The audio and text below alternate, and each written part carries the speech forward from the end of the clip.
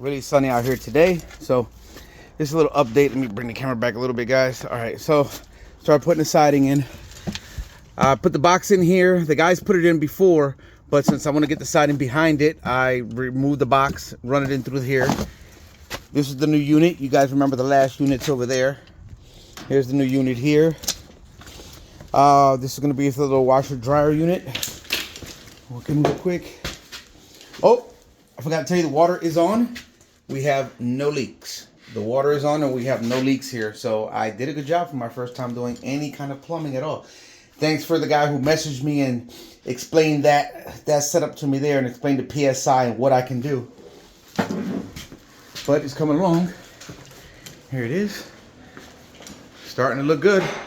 Starting to look good. Hungry guy. We had to raise that up a little bit to match there. Countertops will be here and we'll go in the back there. We're going to just paint this out, finish this off. I had him do a little bit of touch up here. But it's coming along.